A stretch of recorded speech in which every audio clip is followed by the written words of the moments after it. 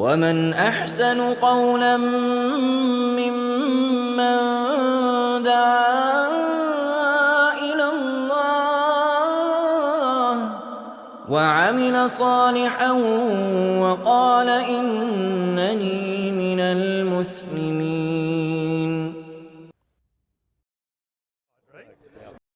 So you're saying if it's perfectly preserved, Right? then I put my faith in that. Well, right. I mean, I put my faith in the belief in it, but I can put my faith that this is perfectly preserved. So now when I get a message in there that is in line with the message of the earlier prophets as well, like the 10 Commandments. Hear, O Israel, your Lord is one, right? Not three, one. And the Quran tells you, قُلْ هُوَ اللَّهُ أَحَدٌ, right? Say, Allah is one. So that's definitely something I can put my faith in. And it has scientific miracles, meaning things in the Quran that could not have been known by a man named Muhammad, peace be upon him, in a desert with the technology. It has historic miracles, and I can point a lot of those out to you. So putting all of that together, for sure, 100%, without a doubt, I believe it's the truth. Does that make sense? So you're believing that Muhammad preserved the words perfectly. So No, you're taking, Allah preserved the words perfectly. Muhammad, who was revealed to. Right? Revealed to. Yeah, so unlike where we just saw clear numeric contradictions, the Quran doesn't have that. Why? Because Allah preserved those, right? And again, it's not like Jesus never saw the Bible, right? Because a lot of it was written afterwards. But the Prophet Muhammad taught the entire Quran to his companions. It wasn't something that was after the fact.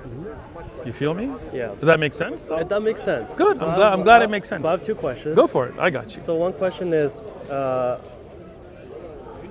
you probably answer this a lot. So Ask away, bro. I claim. So if we go back to Muhammad's time. Okay. I'm Peace Muhammad. be upon him. Okay. Sorry. That's okay. Go ahead. And let's say God revealed that to me. Yes.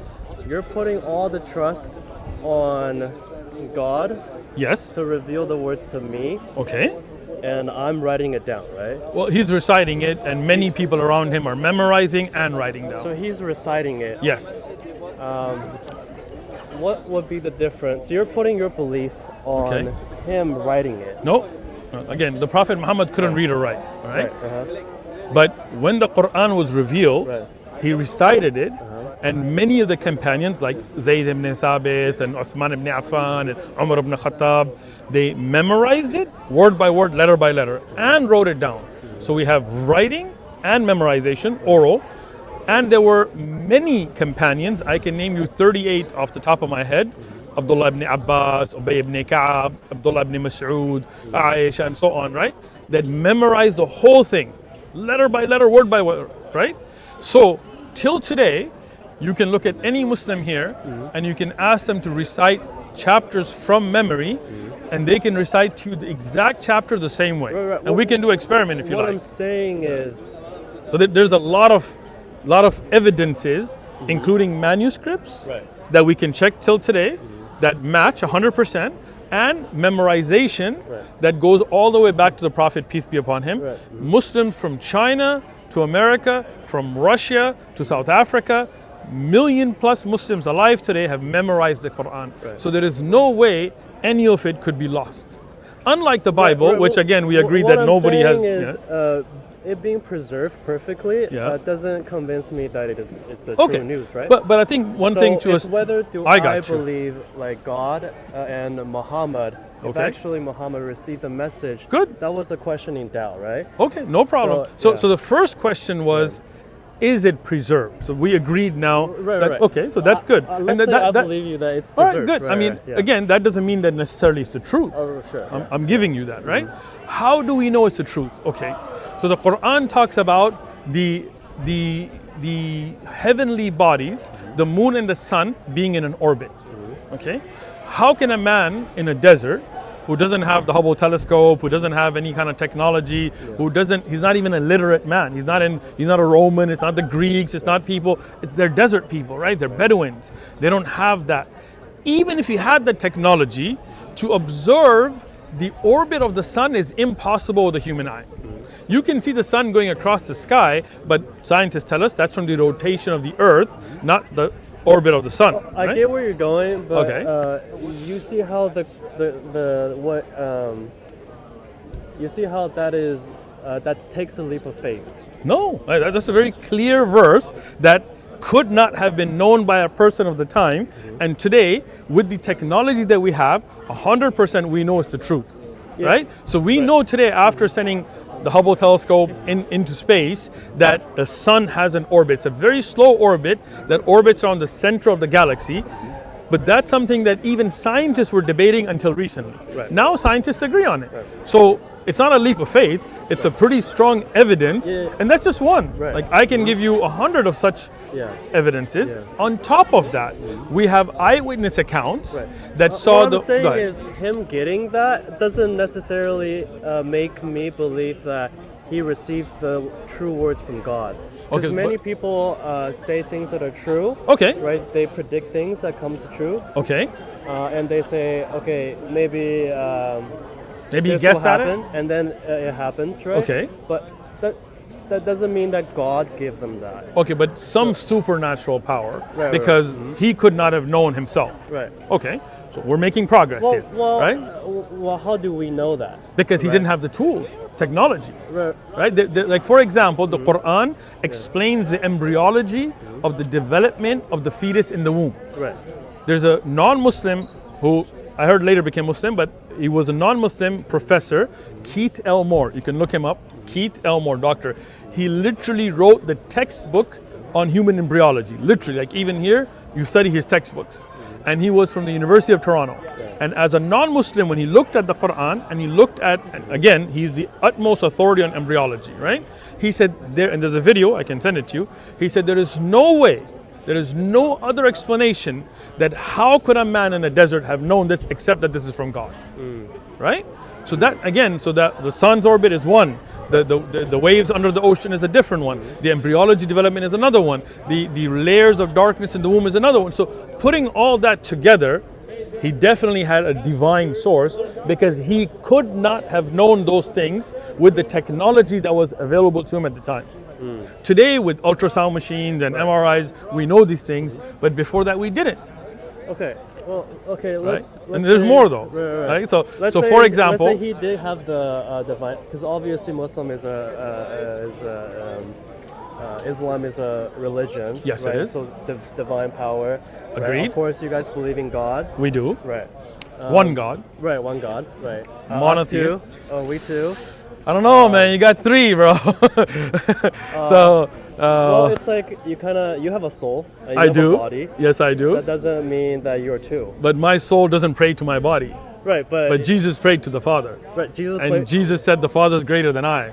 My soul doesn't say my body's greater than I, right? Wait, what do you mean? I mean, the Bible, Jesus says the Father's greater than I, right? So he separates between himself and the Father and shows the Father's greater. And he says to the Father, my God. And he says, it's your will, not mine. My soul, my body is one. There is no two wills. So when you have two wills, then you have two beings. I think you're misunderstanding that. Okay, what maybe it really I am. is that it is very complicated that I don't even confusing understand. Maybe? It is confusing. But God's not the author of confusion, right? We wouldn't understand God. I wouldn't say that I understand God. But we agreed the Trinity is confusing, we agreed that God is not the author of confusion. Well, no, I wouldn't. We wouldn't agree that God's not the author of confusion? Yes, I would, but it doesn't mean that we fully understand God. I don't have the authority to say that I understand God. What was your name again? Simon. Simon. Yeah. I agree with you that we don't have the ability to fully grasp all of God. Right. But we did agree that the Trinity is confusing. And if that's a core concept of your religion, and it's confusing, that can't be from God, because God is not the author of confusion. I disagree with the logic there. Really? So do you, so let's take the disagreement. Do you agree that God is not the author of confusion? See, I have we agreed a question earlier about that. All right. Yeah, I actually don't, because what do you mean by that?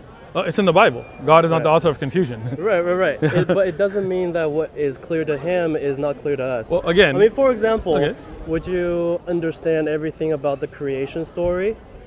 Right. I mean, whatever I need to believe, Right. So it makes that sense. Doesn't mean God that created Adam, and from Adam he created Eve, and they had kids. Right. That's not confusing at all. Well, actually, it is pretty confusing to me, because, Why? What do you mean? What's confusing about it? Well, So do you believe in the Genesis stories? I believe that God created Adam. The Right. Genesis has many contradictions and things. I don't believe in that. Right. But I do believe God created Adam, yes. Right. I mean, not necessarily the way Genesis explained it. Right. Because Genesis has contradictions about what was created first and all that. So I'm not going to follow the confusion. Right. But do I believe that God created the universe? Yes. And does that confuse me? Absolutely not. That doesn't Do I- confuse you? No, not at all. Does that confuse you? That God created the universe? Well, it's not confusing in the sense that I don't believe in it. I believe in it, Okay. but the exact mechanics behind God's work is, What's confusing about it? well, we don't understand what God did. Well, I'm not right? asking And you to. I don't ask you to. It's like understand. God is not showing us how exactly He did it. But there's a difference between knowing exactly the mechanics Right. and being confused by something. Right. Right? Are you confused that God created the universe? Well, see, in Quran, you also have like gods having different well, in the Bible at least, All right? right. We have I'm gods listening. having different like personalities, right? Quran does not. Quran, Allah does not have different personalities. Well, I would say it do. Show me. Well, Can you bring me a Quran? I mean, I don't know. I don't know much. Now, how are you going to make a claim and not show it to me then? Yeah. So, So why would you say God has different personalities in the Quran? well, I think, well, at least in the Bible. No. You said the Quran, so we're gonna. You said the Quran says Quran has God having different personalities. I'd like to see that. Well, so one thing that I do want to mention is that Okay.